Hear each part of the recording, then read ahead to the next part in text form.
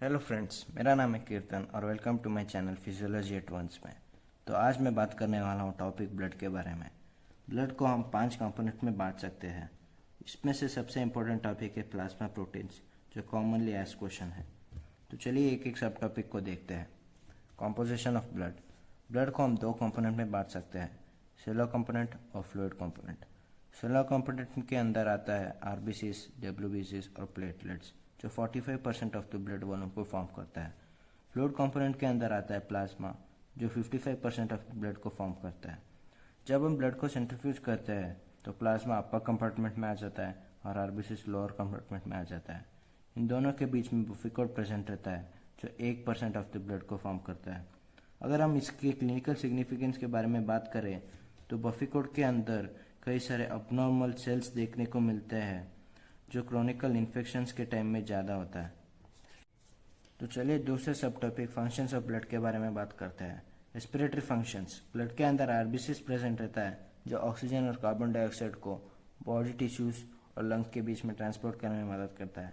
Transport medium. Blood के अंदर कई सारे प्लाज्मा प्रोटीन्स जैसे एल्बुमिन प्रेजेंट रहता है, जो हार्मोन्स, ड्रग्स और मेटल्स को ट्रांसपोर्ट करने में मदद करता है टिश्यूज के बीच में। Temperature regulation. ब्लड टेम्परेचर को हीट डिसिपेट और हीट अब्जॉर्ब करके रेगुलेट करता है। Excretory function. ब्लड कई सारे वेस्ट मटेरियल्स और टॉक्सिक सब्सटेंसेस को लीवर और किडनी की मदद से फ्लश आउट कर देता है। Water homeostasis.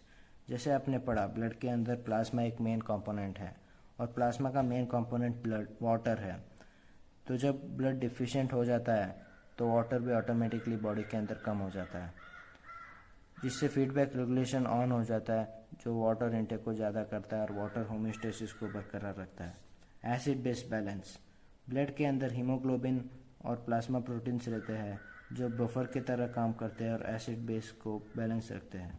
इम्यूनिटी। ब्लड के अंदर ग्लोबुलिन्स प्रेजेंट रहते हैं, जो इम्यून सिस्टम का एक मेन कंपोनेंट है। Body colour, storage, nutritive functions. Oncotic pressure.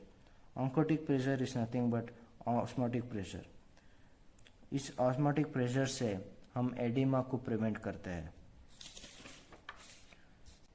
तीसरा सब टॉपिक है blood volume. Normal blood volume है 70 to 80 ml per KG of body weight. 5 to 6 litre present रहता है मेल्स में और 4.5 to 5.5 litre of blood present रहता है फीमेल्स में। Measurement of cell volume. हम सेल वॉल्यूम को रेडियो एक्टिव टैगिंग की मदद से मेजर कर सकते हैं। सबसे commonly use radio active isotope है क्रोमियम और फास्फोरस का। Determination of plasma volume. हम प्लाज्मा वॉल्यूम को डाइस की मदद से डिटरमाइन कर सकते हैं। सबसे कॉमनली यूज डाई है इवेंस ब्लू।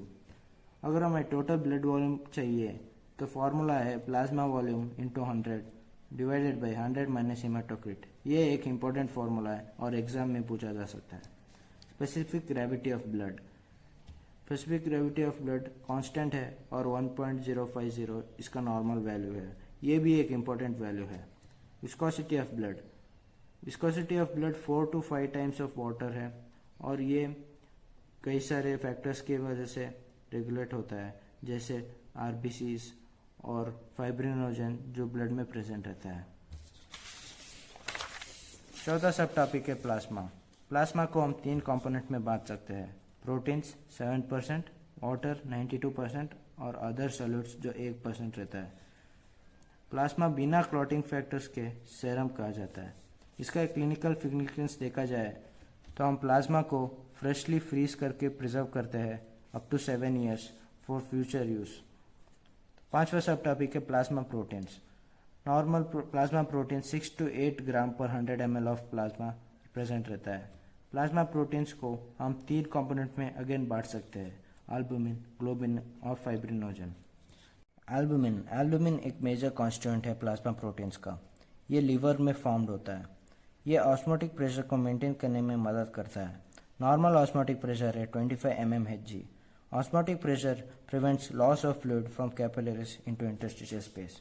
अगर इसका क्लिनिकल सिग्निफिकेंस देखा जाए तो जब एल्बुमिनुरिया होता है या loss of albumin through kidney, जो किडनी डिजीज में होता है, तब हाइपोएल्बुमिनीमिया होता है और decrease of albumin in the body. Hypoalbuminemia के इफेक्ट से ऑन्कोटिक प्रेशर डिक्रीज हो जाता है और इससे फ्लूइड इंटरस्टिशियल स्पेस के अंदर ज़्यादा हो जाता है और एडिमा का फॉर्मेशन होता है। Serves as a carrier molecule. जैसे मैंने पहले ही बताया था, एल्बुमिन एक ट्रांसपोर्ट प्रोटीन की तरह काम करता है जो कई सारे हार्मोन्स, ड्रग्स और मेटल्स को ट्रांसपोर्ट करने में मदद करता है टिश्यूज के बीच में। Acts as buffers.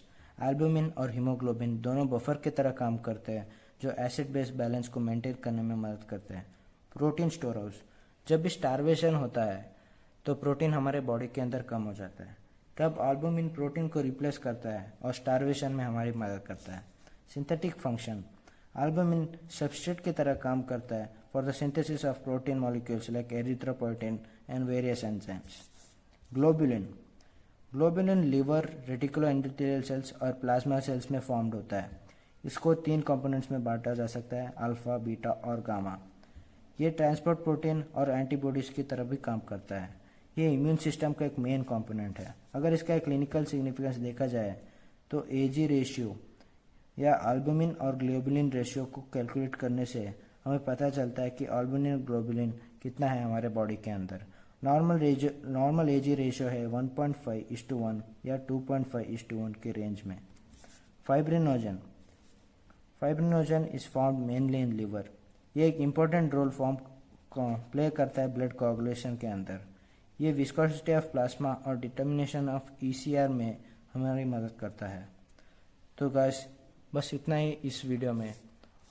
Next video के लिए इंतज़ार करते रहे और सब्सक्राइब ज़रूर करिए। धन्यवाद।